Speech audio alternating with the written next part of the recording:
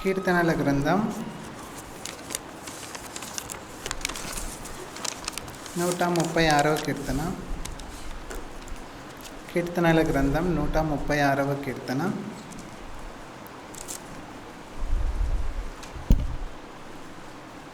ఇరవై రెండవ చరణం నుంచి చదువుకుందాం.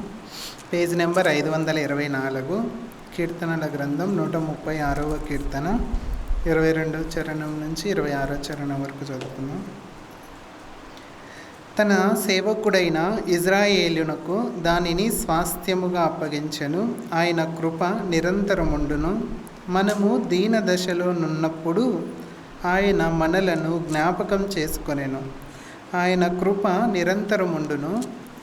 మన శత్రువుల చేతిలో నుండి మనలను విడిపించెను. ఆయన కృప నిరంతరముండును.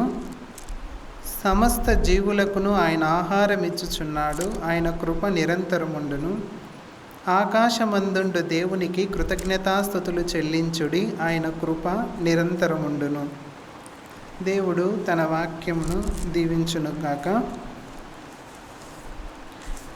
ఇక్కడ మనము ఈ వచనాలన్నీ చూసినట్లయితే 136వ కీర్తన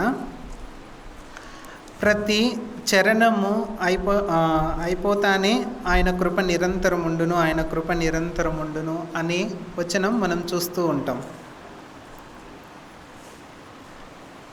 ప్రతి సందర్భంలో ప్రతి చరణంలో ఆయన కృప నిరంతరం ఉంటుంది అని మనం చదువుకుంటా ఉన్నాం.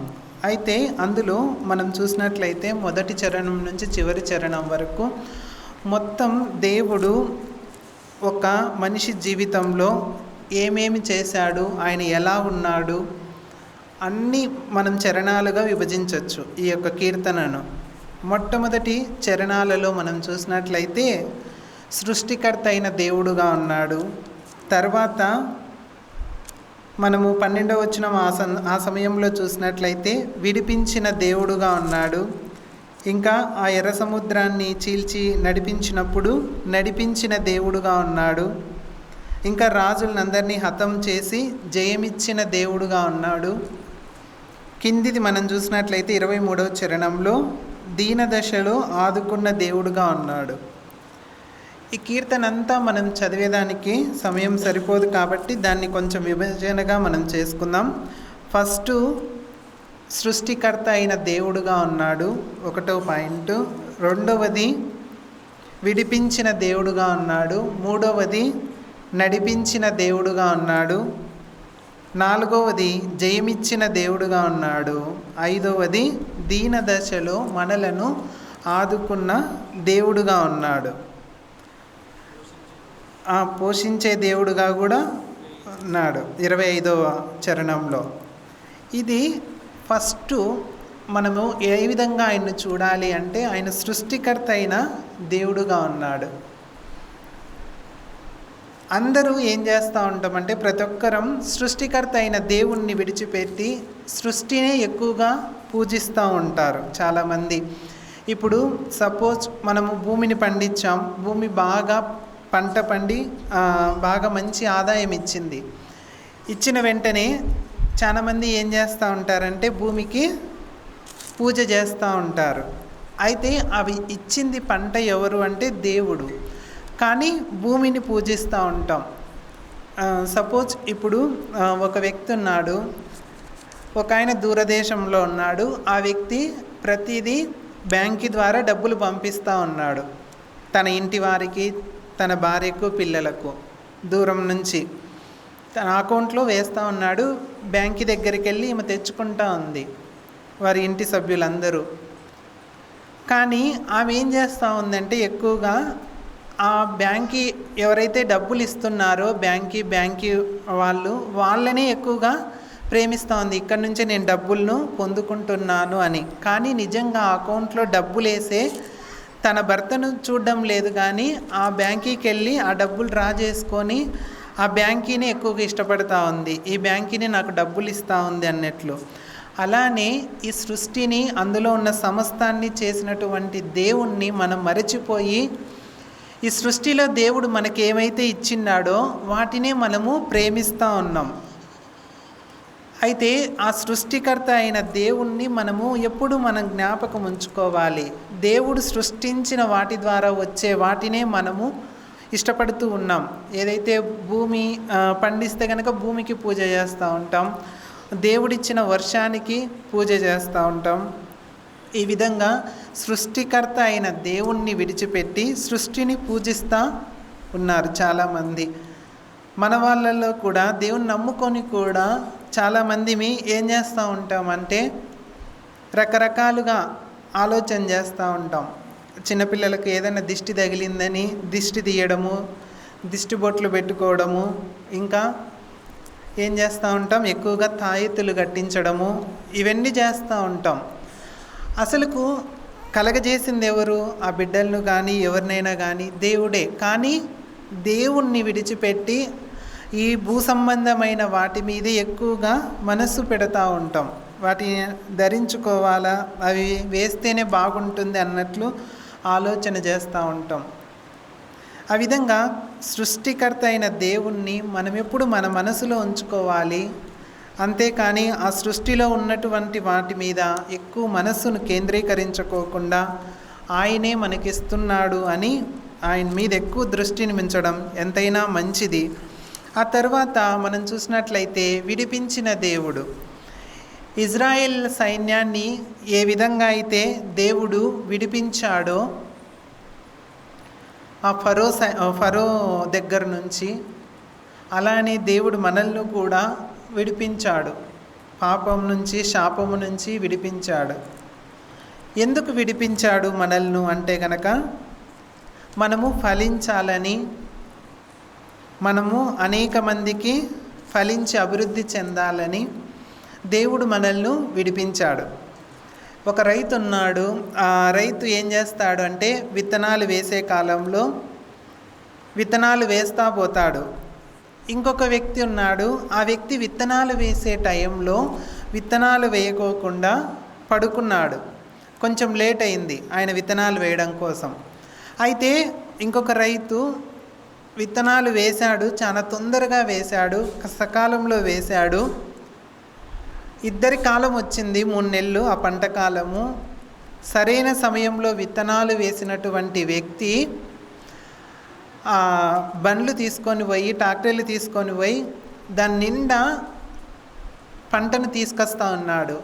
ఈ వ్యక్తి లేట్ చేసి పడుకొని నిద్రపోయినటువంటి వ్యక్తి చూద్దామంటే అక్కడ పంట లేదు. ఎందుకు అంటే సకాలంలో వేయకపోవడాన్ని బట్టి చీడ పీడ పురుగులు వచ్చి నిండాయి.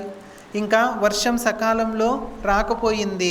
ఈయనకు చూస్తే ఏ పంట ఇంటికి రాలేదు. ఆయనకు మాత్రం సకాలంలో వేయడాన్ని బట్టి పంట చేతికొచ్చింది. మనము కూడా ఏదైనా సరే చేయాల్సిన టైంలో మనం చేసినట్లయితే తప్పకుండా మంచి పంటను కోస్తాం. దేవుడు మనల్ని విడిపించింది కూడా అందుకోసమే. సరైన సమయంలోనే మనల్నందరినీ దేవుడు విడిపించాడు. ఎవరిని ఏ సమయంలో పాపము నుంచి, శాపం నుంచి విడిపించాలనో ఆ సమయంలోనే దేవుడు విడిపించాడు. కొందరిని యవనస్తులుగా ఉన్నప్పుడే దేవుడు విడిపించి రక్షించుకున్నాడు. కొందరిని వృద్ధులుగా ఉన్నప్పుడు రక్షించుకున్నాడు. ఇంకా కొంతమందిని టీనేజ్లోనే విడిపించి రక్షించుకున్నాడు. ఎవరు ఏ సమయంలో విడిపించబడ్డారో ఆ సమయం నుంచి ఫలించటం నేర్చుకోవాలి. ఫలించడము అంటే ఒక చెట్టు ఫలించాలి అంటే గనక దానికి ఏమేమి అవసరమవుతాయి? నీళ్ళు, లవణాలు, దానికి ఎరువు, అవన్నీ అవసరమవుతుంది. ఇప్పుడు చూడండి, ఇక్కడికి వచ్చి పాటలు పాడుతూ ఉంటారు చాలామంది. కొత్త పాటలే పాడుతూ ఉంటామా, పాడిన పాటలే పాడుతూ ఉంటామా? ఎక్కువగా పాడిన పాటలే పాడుతూ ఉంటాం. ఆ పాట మరొక్కసారి పాడండి అన్న చాలా బాగుంది అంటూ ఉంటాం. అయితే ప్రసంగాన్ని, మొన్న చెప్పిన ప్రసంగం మళ్ళీ చెప్పండి అని ఎవరమైనా అడుగుతామా? ఎవరం అడగం. కానీ పాటలైతే ముందు పాడిన పాటను మళ్ళీ పాడండి అంటూ ఉంటాం. ఎందుకంటే పాటలు ఎన్నిసార్లు పాడినా మళ్ళీ పాడాలి అని అనిపిస్తూ ఉంటుంది. కానీ ప్రసంగం అయితే ఒక్కసారి చెప్పిన ప్రసంగము మళ్ళీ చెప్పాలి అంటే కనుక ఎవ్వరం ఇష్టం చూపం.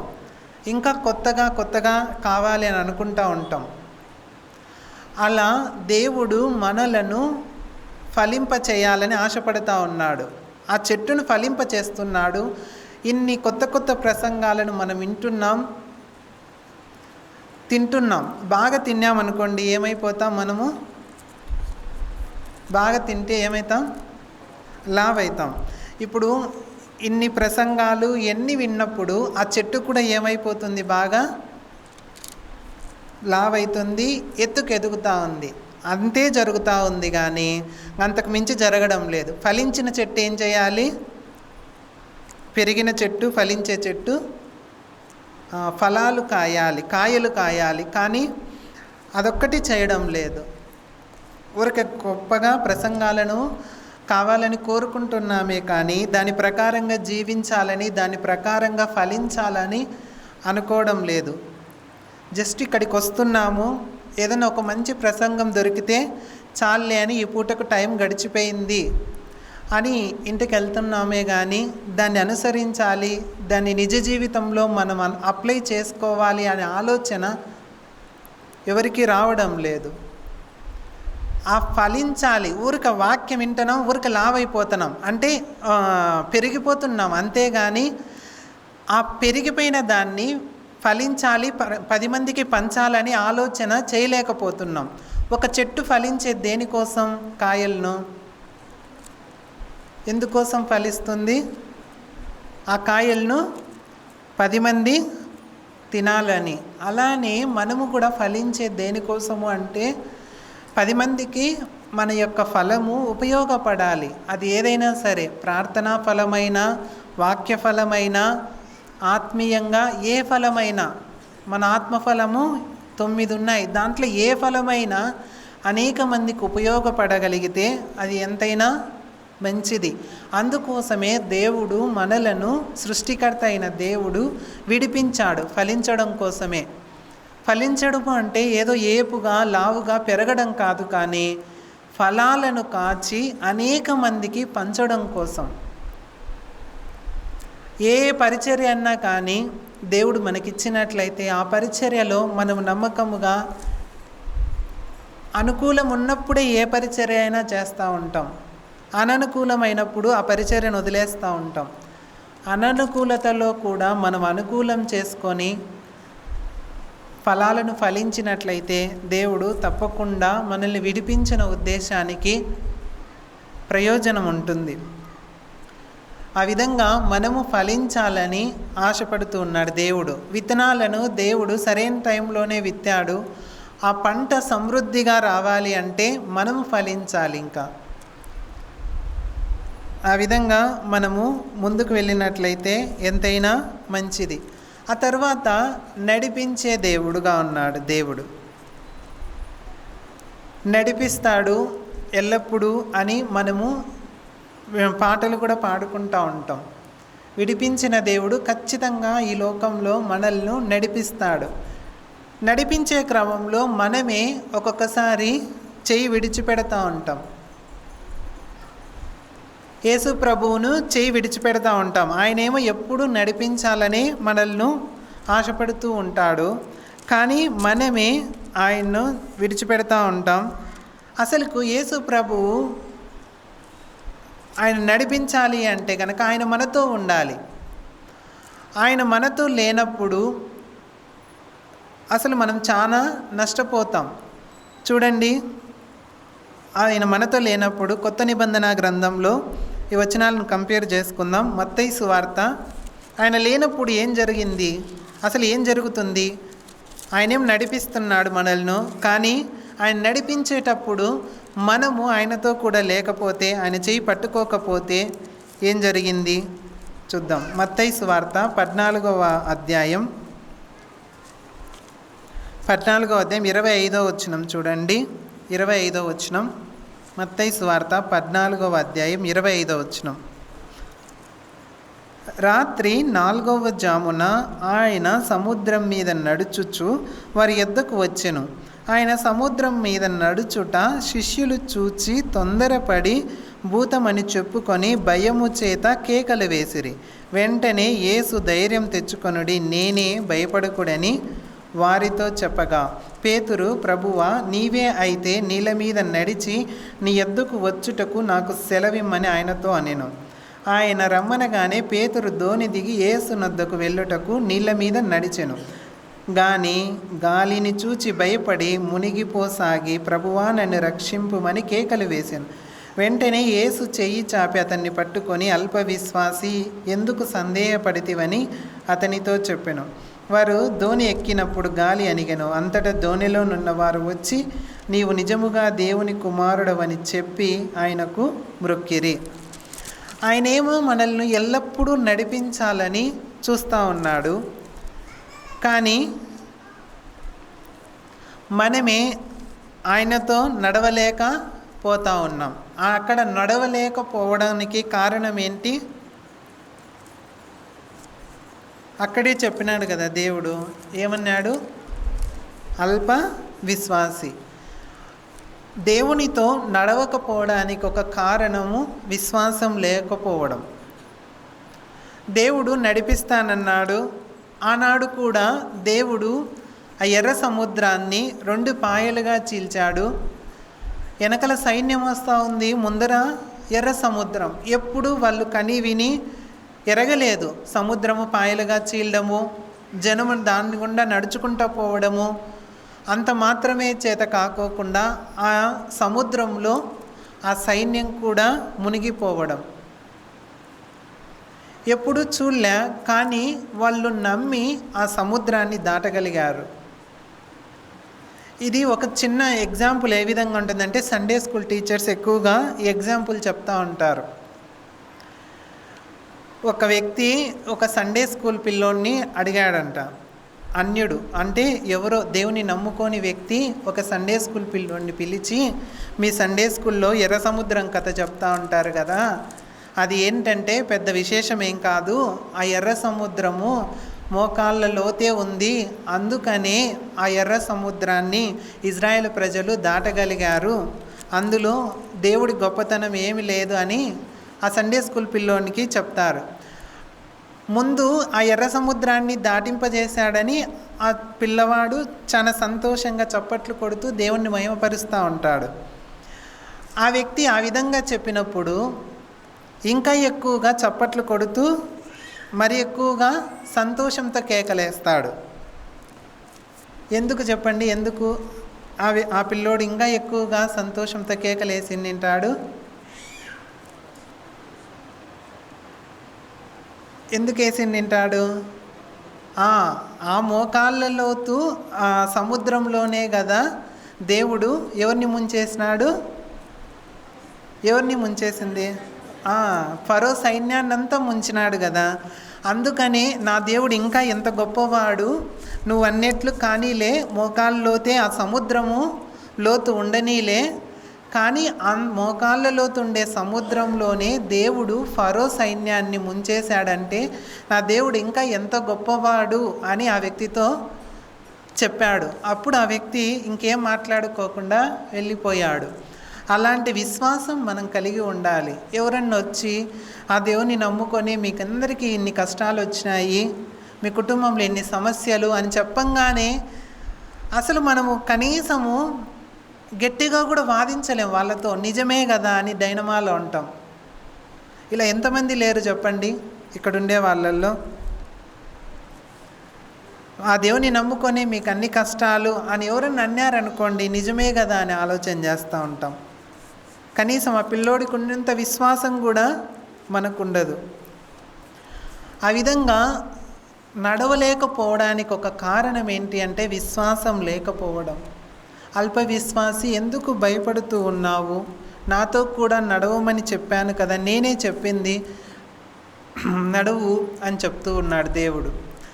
కాబట్టి ఆయన నడిపించే దేవుడుగా ఉన్నాడు కాబట్టి మనము నడవాలి. ఒకవేళ ఆయనతో నడవలేకపోతే మనకే నష్టం. ఏం నష్టం? ఏమైంది అక్కడ? పేతురుకి ఏమైపోయినాడు? పేతురు మునిగిపోసాగాడు. మనము కూడా అంతే. దేవుణ్ణి పట్టుకొని నడవకపోతే ఈ లోకంలో మునిగిపోతాం, ఏం చేయలేం. కాబట్టి ఆయన చేయి పట్టుకొని నడుద్దాం, విశ్వాసంతో ముందుకు నడుద్దాం. తర్వాత ఇంకా ఆయన మనతో నడిచాడంటే, మనతో ఉన్నాడు అంటే గనక ఏం ప్రయోజనమో కూడా మనం చూద్దాం. ఫస్ట్ ఆయన మనతో నడిచినప్పుడు మనం ఆయనతో నడవడానికి ఇష్టపడకపోతే అసలుకు ఏమైపోతుందో చూడండి. లూకాసు వార్త కూడా చూడండి, 5వ అధ్యాయం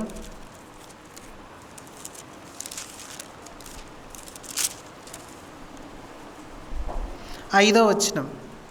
లూకాసు వార్త 5వ అధ్యాయం 5వ వచనం. సీమోను ఏలినవాడా, రాత్రి అంతయు మేము ప్రయాసపడితిమి గాని మాకేమీ దొరకలేదు, అయినను నీ మాట చొప్పున వలలు వేతుమని ఆయనతో చెప్పెను.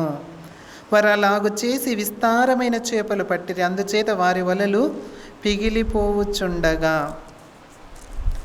చూడండి, ఇక్కడ ఒకప్పుడు యేసుతో ఉన్నప్పుడు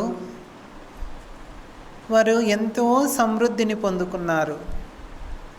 ఎప్పుడైతే వారు యేసుతో కూడా నడవలేదు, యేసు ప్రభు వారి దగ్గర లేడు, వారి పని అంతా ఏమైపోయింది? వారి పని ప్రయోజనకరమైందా, నిష్ఫలమైపోయిందా? నిష్ఫలమైంది. ప్రభువు లేని ఏ పనైనా సరే అది నిష్ఫలమవుతుంది. మనం అనుకోవచ్చు, అది కట్టాం, ఇది కట్టాం, అది చేసాం, ఇది చేసామని.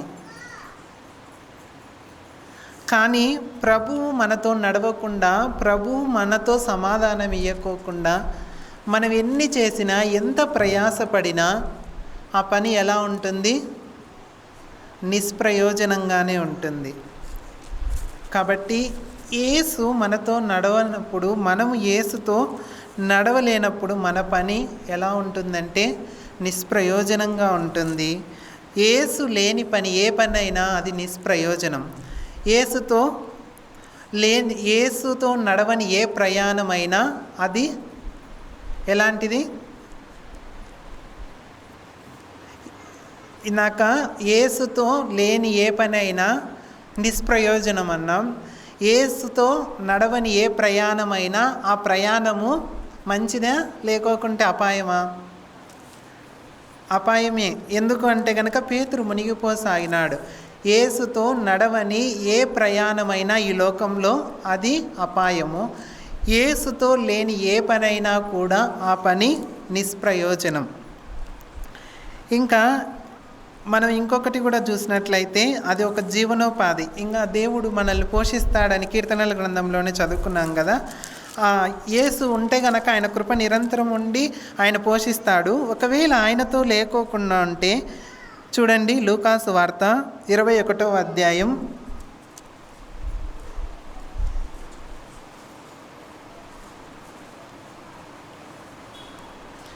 'ఆయన లేకోకుండా ఏ జీవనోపాధి అయినా కానీ అది మనకు' చూడండి 21వ అధ్యాయం 4వ వచనం. వారందరూ తమకు కలిగిన సమృద్ధిలో నుండి కానుకలు వేసిరి గాని ఈమె తన లేమిలో తనకు కలిగిన జీవనమంతయు వేసెనని వారితో చెప్పెను. ఇక్కడ మనం చూసినట్లయితే వారందరూ జీవనోపాధిని సంపాదించుకున్నారు, కానీ వారందరినీ దేవుడు గుర్తించలేదు. కానీ ఆమె అయితే ఎంత సంపాదించిందో తన జీవనం అంతా వేసినప్పుడు దేవుడు ఆమెను చూచాడు. మనం ఎంత జీవనోపాధిని కలిగి ఉండి ఆయన మనతో లేనప్పుడు, మనల్ని మెచ్చుకోనప్పుడు అది ఏమీ ప్రయోజనకరమైనది కాదు. అది ఆమెను చూడండి, ఆమె ఎంత లేమిలో ఉన్నా కానీ ఆమె జీవనమంతా ఇచ్చినప్పుడు దేవుడు ఆమెతో ఉన్నాడు. దేవుడే ఆమెను గుర్తిస్తూ ఉన్నాడు. కాబట్టి ఆయన లేనటువంటి జీవనోపాధి ఏదైనా సరే అది కూడా మనకు నిష్ప్రయోజనంగానే ఉంది. ఇంకొకటి కూడా మనం చూసినట్లయితే ప్రకటన గ్రంథంలో దేవుడు చెప్తూ ఉన్నాడు, దేవుడు లేనటువంటి సంఘం కూడా ఎలాంటిది? నిస్సారమైనటువంటిదే. కాబట్టి దేవుణ్ణి కలిగి దేవునితో నడిస్తే గనక మనకు అన్ని ప్రయోజనాలే కలుగుతాయి. ఇప్పుడు దేవుణ్ణి కలిగి లేకోకుండా దేవునితో నడవకోకుండా ఉంటే ఎన్ని నష్టాలు చెప్పుకున్నాం. ఫస్ట్ది ఏంటి? ఆయనతో కలిసి నడవకపోతే మునిగిపోతాం, అపాయము, ప్రయాణం అపాయంగా ఉంటుంది. దాని అల్ప విశ్వాసాన్నిగా చూసుకుంటున్నాం. కాబట్టి విశ్వాసం కలిగి ముందుకు ఆయనతో నడవాలి. రెండవది ఏంటి? ఆయన లేకున్నప్పుడు విస్తారంగా ప్రయాసపడ్డా కానీ ఒక్క చేప కూడా వారికి దొరకలేదు. ఎప్పుడైతే ఆయనతో నడుస్తారో అప్పుడే విస్తారమైన చేపలు పడ్డాయి. అంటే ఆయనతో లేని పని కూడా ఎలాంటిది? నిష్ప్రయోజనమైనది. ఇంకా ఆయనతో లేనటువంటి మనం ఎంత సంపాదించిన జీవనోపాధి నిష్ప్రయోజనమే. 3. నాలుగవది, ఆయన లేనటువంటి సంఘం ఎలాంటిదైనా కూడా నిస్సారమైనటువంటిది. అయితే ఆయనతో కలిసి నడిస్తే, ఆయనతో మనం ఉన్నట్లయితే ఏం జరుగుతుంది? ఆయనతో లేనప్పుడు మనం చూసాం, ఆయనతో ఉన్నప్పుడు మనకు ఎలాంటి సంఘటనలు జరుగుతాయో చూద్దాం. మార్కు సువార్త 2వ అధ్యాయం. ఆయనతో కలిసి నడిచినప్పుడు ఏదైనా కానీ 2 తెలుసుకుంటే మనకు ఏది చూస్ చేసుకోవాల్సింది తెలుస్తుంది, ఏది నష్టపోతాం, ఏది మనం పొందుకుంటాము అనేది. మార్కు సువార్త 2వ అధ్యాయం 1 నుంచి 7 వచనాలు చదువుకుందాం. అయితే 5వ వచనం చదువుకుందాం. 2వ అధ్యాయం 5వ వచనం. యేసు వారి విశ్వాసము చూచి, కుమారుడా, నీ పాపములు క్షమింపబడి ఉన్నవని పక్షవాయువు గలవానితో చెప్పెను. ఇక్కడ ఒక ఇంట యేసు ఉన్నాడని విని, ఇదందరికీ తెలిసిన సందర్భమే కాబట్టి బ్రీఫ్గా చెప్పుకుందాం. ఆయన కపెర్నహూములోకి వచ్చినప్పుడు ఒక ఇంటిలో ఉన్నాడని తెలుసుకున్నటువంటి ఒక యవనస్తులు 4 ఏం చేశారు? ఒక పక్షవాయువు గల వ్యక్తిని తీసుకొని ఆ ఇంటికి ఒక రంధ్రం చేసి ఆ రంధ్రం గుండా ఆ వ్యక్తిని దించారు. ఎందుకు అని మనం చూసినట్లయితే ఆ వ్యక్తి ఆ పక్షవాయువు నుంచి రక్షింపబడాలని, స్వస్థత పొందాలని ఆ వ్యక్తిని రంధ్రం చేసి దించినప్పుడు యేసు ప్రభు వారి యొక్క విశ్వాసాన్ని చూచి ఆ వ్యక్తిని స్వస్థపరచడమే కాకోకుండా ఏం జరుగుతూ ఉంది? పాపాలను క్షమిస్తూ ఉన్నాడు. యేసు ప్రభు మనతో ఉంటే, యేసు ప్రభుతో మనం నడిచినట్లయితే ఫస్ట్ మనకు కలిగే ఆధిక్యత, ధన్యత ఏంటి అంటే ఏం కలుగుతుంది? పాపక్షమాపణ. అది అన్నిటికంటే విలువైనది. పాపాలు క్షమించబడ్డాం. ఈ లోకంలో అందరూ అన్నీ ఇవ్వచ్చేమో, బంగారు, వస్త్రాలు, వెండి అన్నీ ఇవ్వచ్చేమో, కానీ పాపక్షమాపణ మాత్రం యేసు ప్రభువే ఇచ్చేది. కాబట్టి ఎవరైనా యేసు ప్రభుని నమ్ముకోకుంటే, యేసు ప్రభు దేవుడని ప్రభువుని నమ్ముకున్నట్లయితే ఆయన వెంటనే పాపములను క్షమించి పాప క్షమాపణిస్తాడు. ఆయనతో ఉంటే అంత ప్రయోజనం.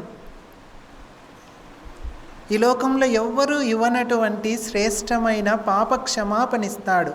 ఆయనతో ఉంటే అంత ఆధిక్యత ఉంది మనకు. ఈ లోకంలో దేవుని గొప్పతనం ఏంటి అంటే, అందరు ఇచ్చేది ఎప్పుడు ఆయన ఇవ్వడు. అందరు ఇచ్చేదానికన్నా అసలుకి ఎవ్వరు ఇవ్వలేనటువంటిది ఆయన ఇస్తాడు. అదే దేవుడు అంటే.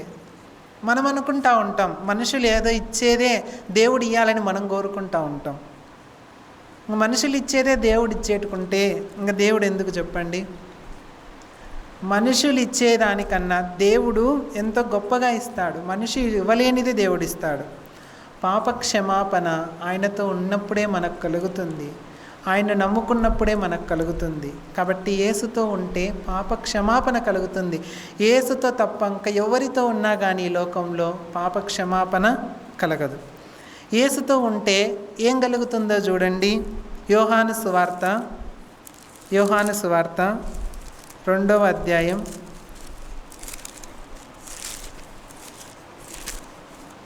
2వ అధ్యాయం. ఇది కూడా మనందరికీ తెలిసినటువంటి స్క్రిప్చరే అన్నమాట. 2వ అధ్యాయం 1 నుంచి 7 వచనాల వరకు మనం చూసినట్లయితే ఇదంతా కానా వివాహంలో. కానీ ఒక్క వచనం మాత్రమే చదివి ముందుకెళ్దాం. 9వ వచనం చూడండి. 2వ అధ్యాయం 9వ వచనం. ఆ ద్రాక్షారసం ఎక్కడి నుండి వచ్చెనో ఆ నీళ్లు ముంచి తీసుకొని పోయిన పరిచారకులకే తెలిసినది, కానీ విందు ప్రధానికి తెలియకపోయిన గనుక ద్రాక్షారసమైన ఆ నీళ్లు రుచి చూచినప్పుడు ఆ విందు ప్రధాని పెళ్లి కుమారుణ్ణి పిలిచి, ప్రతి వాడును మొదట మంచి ద్రాక్షారసమును పోసి జనులు మత్తుగా ఉన్నప్పుడు జబ్బురసం పోయిను. నీవైతే ఇది వరకు మంచి ద్రాక్షారసం ఉంచుకొని ఉన్నావని అతనితో చెప్పెను. గలిలయలోని కానాలో యేసు మొదటి సూచక్రియను చేసి తన మహిమను బయలుపరిచెను. చూడండి, యేసు మనతో ఉన్నప్పుడు ఏం జరిగింది అక్కడ? వాళ్ళందరూ వచ్చిన జనాలందరూ ఏమైనారు? సంతోషపడ్డారు. యేసుతో మనం నడిచినప్పుడు, యేసుతో మనం ఉన్నప్పుడు కలిగే లాభం ఏంటి అంటే సంతోషం ఉంటుంది, విచారం ఉండదు, దుఃఖం ఉండదు, ఏముండదు. మనం విచారిస్తున్నాం, చింతిస్తున్నాం, దుఃఖిస్తున్నాము అంటే యేసు మనతో ఉన్నాడు అని గ్రహింపు లేకోకుండా ఉండడాన్ని బట్టే. యేసు ఉన్న చోట ఏ కొరత ఉండదు. మనం చదివిన కీర్తనలో కూడా ఆయన మనల్ని పోషిస్తాడు అని మనం చదివాం చివరి చరణంలో. ఇక్కడ కొరత ఎక్కడైతే ఉందో అక్కడ యేసు ఉన్నాడు. యేసు ఉన్న చోట సంతోషం ఉంది, సమాధానం ఉంది, విచారం లేదు, దుఃఖం లేదు, చింత లేదు, బాధ లేదు. మనం యేసుతో ఉండి ముందుకు వెళ్ళినప్పుడు సంతోషంగా ఉంటాం. యేసు ఉన్న చోట ఇది చాలా బాగుంటుంది. చూడండి, లూకాసు వార్త 2వ అధ్యాయం. లూకాసు వార్త 2వ అధ్యాయం 1 నుంచి 20 వచనాలు మనం చూసినట్లయితే ఇదంతా యేసు ప్రభు ఎక్కడ పుట్టాడు, అసలుకు పుట్టక అక్కడికి వచ్చి పుట్టడానికి గల కారణము అవన్నీ మనం చూస్తాం. 2వ అధ్యాయం 1 నుంచి 20 వచనం వరకు. ప్రజాసంఖ్య రాయవలనని ఆ విధంగా ఆజ్ఞాపించిన తర్వాత రాజు వాళ్ళందరూ ప్రయాణమై వస్తారు. ఆ బెత్లెహేములో ఆ పశువుల పాకలో ఆ జొల్లు అదంతా రకరకాలుగా వాసన కొట్టేటటువంటి ఆ ప్రదేశంలో దేవుడు ఉన్నప్పుడు అది ఏమైపోయింది చెప్పండి? ఆ పాకంతా దేవుడు ఉన్నాడు కాబట్టి ఏమైపోయింది? కంపు కొట్టేది, జొల్లు అంతా రకరకాలుగా చెడు వాసన ఈ విధంగా వచ్చేటటువంటి ఆ పాకంతా ఏ విధంగా మారిపోయింది? ఎవరెవరు వచ్చారు అక్కడికి? జ్ఞానులు వచ్చారు, గొర్రెల కాపరులు వచ్చారు, అందరు వచ్చారు. అందరూ వచ్చి దేవుణ్ణి ఏం చేస్తున్నారు? అక్కడ ఏం చేశారు? వాళ్ళందరూ దేవుణ్ణి మహిమపరిచారు, అంటే ఆరాధించారు. యేసు ఉన్న ఏ చోటైనా సరే అది ఏమైపోతుంది? ఆరాధనా కేంద్రంగా మారిపోతుంది. మనం అనుకోవచ్చు, మన ఇంటిలో దేవుడు ఉంటాడా? ఇంత చిన్న ఇల్లు, ఈ పరిస్థితిలో గుండా దేవుడు మనకు తోడుగా ఉంటాడా అని అనుకుంటూ ఉండొచ్చు. ఎక్కడైతే దేవుడు ఉంటాడో అక్కడే ఆరాధన కేంద్రంగా మారిపోతుంది. ఆ స్థలము పరిశుద్ధ స్థలంగా మారిపోతుంది, ప్రార్థన గృహంగా మారిపోతుంది. ఎక్కడైతే యేసు ఉంటాడో అది ఏ స్థలమైనా సరే, ఏ ప్రదేశమైనా సరే, ఆ విధంగా దేవుడు ఉన్న చోట పాపక్షమాపణ ఉంటుంది. దేవుడు ఉన్న చోట ఏముంటుంది? సంతోషం ఉంటుంది. దేవుడు ఉన్న చోట ఆరాధన కేంద్రంగానే మారిపోతుంది. ఇంకొకటి అందరికి ఇష్టమైన మాట, చాలామంది ఇది ఎక్కువ ఇష్టపడతా ఉంటాం మానవుడుగా సహజంగా. మార్కు సువార్త 6వ అధ్యాయం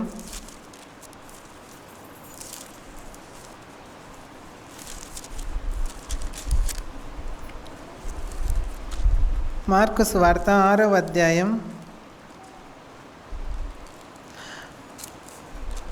34 నుంచి 41 వరకు చదువుకోవచ్చు, కానీ 41వ వచనం చదువుకుందాం. 41వ వచనం, మార్కు సువార్త 6వ అధ్యాయం 41వ వచనం.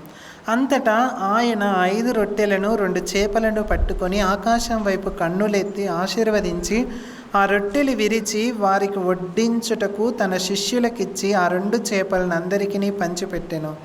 వారందరూ తిని తృప్తి పొందిన తర్వాత మిగిలిన చేపలను రొట్టె ముక్కలను 12 గంపెళ్ళు ఎత్తిరి. యేసు ఉన్న చోట ఏముంది చెప్పండి? ఆకలి ఉండదు. అక్కడే ఉంది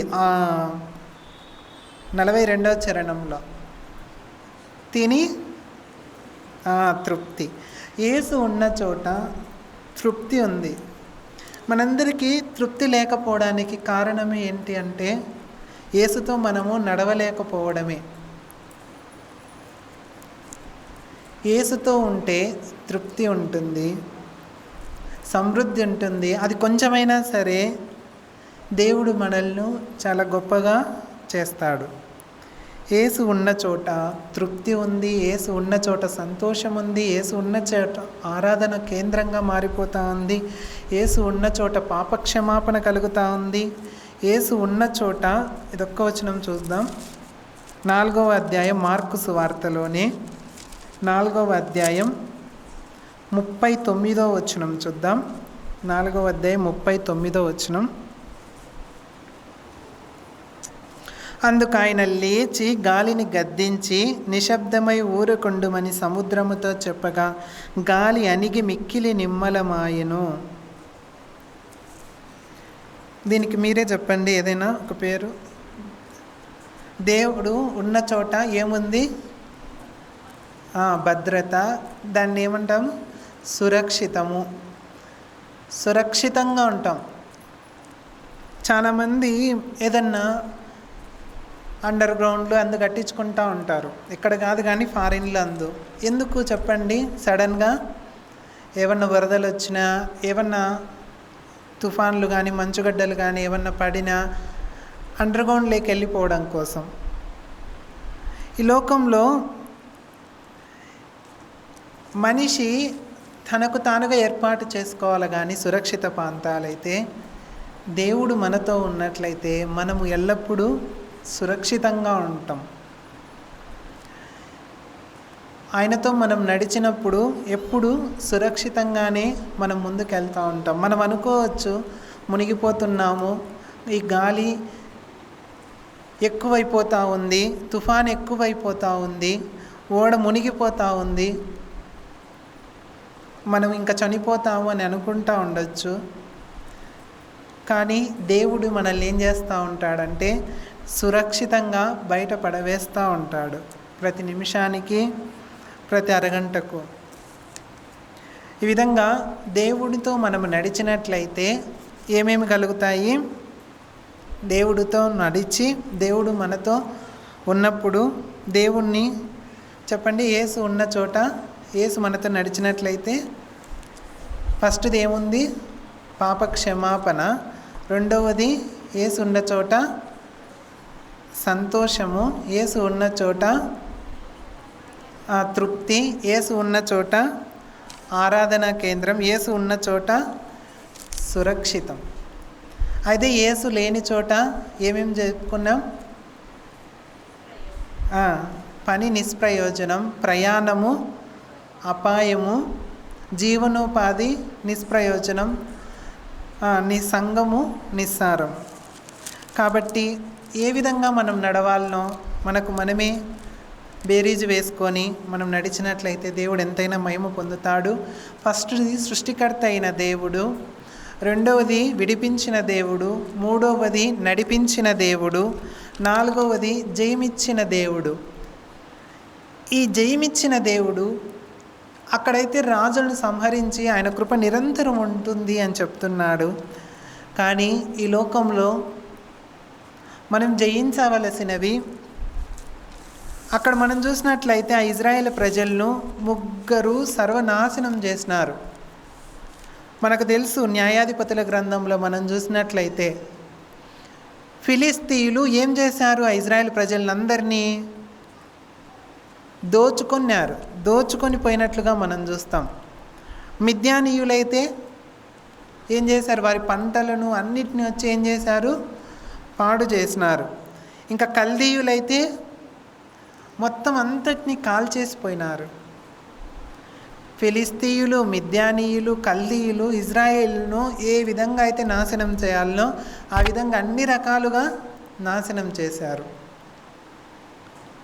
ఆనాడు న్యాయాధిపతుల గ్రంథంలోనూ ఆ పాత నిబంధన గ్రంథంలో ఇజ్రాయేలును వారు జయించలేక వారందరికీ హతమైపోయి వాటిలో చిక్కుబడిపోయి జయాన్ని పొందుకోలేక చాలా విలవిలలాడిపోయారు. ఈనాడు మన జీవితాలలో మనము జయాన్ని పొందాలి అంటే ఎవరితో పోరాడాలి? ఇప్పుడు ఫిలిస్తీయులు ఉన్నారా? ఇప్పుడు కల్దీయులు ఉన్నారా? మిద్యానీయులు? మరి ఎవరు? వీళ్ళ ముగ్గురు ఎవరు చెప్పండి? శరీరాశ, నేత్రాశ, జీవపు డంబము. దీన్ని మరొక విధంగా కూడా శరీరము, లోకము, సాతాను, ఈ మూడే మన శత్రువులు. అంతకు మించిన శత్రువులు ఎవరు మనకు ఈ లోకంలో లేరు. ఆ ముగ్గురు శత్రువులను మనము ఎప్పుడు జయిస్తూ ఉండాలి. దేవుడు ఎప్పుడో జయాన్ని మనకు అనుగ్రహించాడు. ఎందుకంటే సాతాను యొక్క తలను దేవుడు ఏం చేశాడు? సిలువలో ఎప్పుడో చితగ్గొట్టేశాడు. అయితే ఆ తలను చితగ్గొట్టాడే కానీ ఆ తోక వాటిలో ప్రాణం లేదు. కానీ ఆ తోకలో వాడు జస్ట్ స్పర్శగా అట్లా అల్లాడిస్తూ ఉన్నాడు. కానీ అల్లాడిస్తున్నాడే ఆ తోకను అనే మనం భయపడుతూ ఉన్నాం. కానీ ఆ తోకలో ప్రాణం లేదు. తల ఎప్పుడో దేవుడు చితగ్గొట్టేశాడు. ఆ తోక చేతనే మనం భయపడుతూ మనం ఇంకా జయించలేమే అని అనుకుంటూ ఈ లోకంలో జయ జీవితాలను మనం అనుభవించలేకపోతా ఉన్నాం. కాబట్టి దేవుడు ఎప్పుడో జయాన్ని మనకు అనుగ్రహించాడు. ఆ జయాన్ని అనుగ్రహించిన దేవుడిని మనం ముందుకు పెట్టుకొని ముందుకెళ్తే ఎంతైనా మంచిది. ఆ తర్వాత ఈ విధంగా జయ జీవితాన్ని మనం పొందాలి అంటే ఆనాడు ఈ ఫిలిస్తీయులను, మిద్యానీయులను, కల్దీయులను ఈ శత్రువులను ఎదుర్కోవాలి అంటే వారు కొన్ని ఆయుధాలతో దాడి చేస్తూ శత్రువులను ఎదుర్కొన్నారు. ఇప్పుడు మనము జయ జీవితాన్ని పొందాలి అంటే మనం ఏ ఆయుధాన్ని కలిగి ఉండాలి? వాక్యాన్ని కలిగి ఉండాలి. అందుకనే మీ అందరికీ ఒక 3 బీలు చెప్తాను, గుర్తుపెట్టుకోండి. ఆ 3 బీలు ఎందుకు అంటే కనుక ఫస్ట్ది బెస్ట్ బుక్, తర్వాత బెస్ట్ ప్లేస్, బెస్ట్ రీజన్. ఈ నేను చెప్పాను, దానికి ఆన్సర్లు చెప్పగలుగుతారో చూద్దాం. బెస్ట్ బుక్, ఈ లోకంలో బెస్ట్ బుక్ ఏంటి? బైబిల్. ఎందుకు అని మనం ఆలోచన చేసినట్లయితే ఈ లోకంలో ఉన్న పుస్తకాలన్నీ ఏం చేస్తాం? మనం అందరం చదువుతాం. అయితే బైబిల్ ఏం చేస్తుంది? ఈ లోకంలో ఉండే పుస్తకాలన్నీ మనం చదవగలుగుతాము. అయితే బైబిల్ ఏం చేస్తుందంటే మనల్నే చదువుతుంది అన్నమాట. అందుకనే బైబిల్ని బెస్ట్ బుక్ అంటాం. ఈ లోకంలో ఉండే అన్ని పుస్తకాలు మనం చదవగలుగుతామేమో, కానీ బైబిల్ అయితే మనల్నే చదవగలుగుతుంది.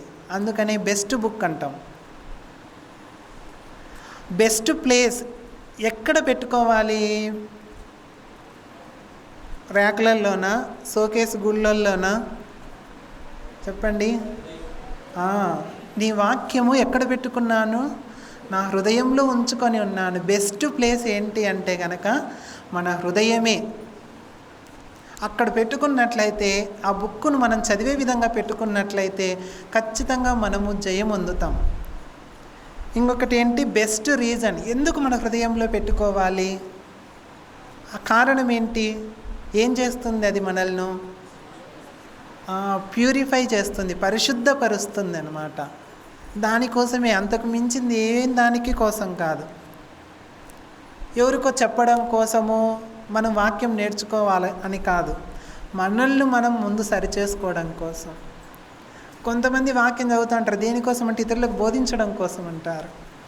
ఇతరులకు బోధించడం కోసం కాదు మనం చదువుకోవాల్సింది, ఫస్ట్ మనల్ని మనం బోధించుకోవడం కోసం మనం చదువుకోవాలి. Best book, best place, best reason, ఇలా మనం కలిగి ఉన్నట్లయితే ఖచ్చితంగా జయ జీవితం,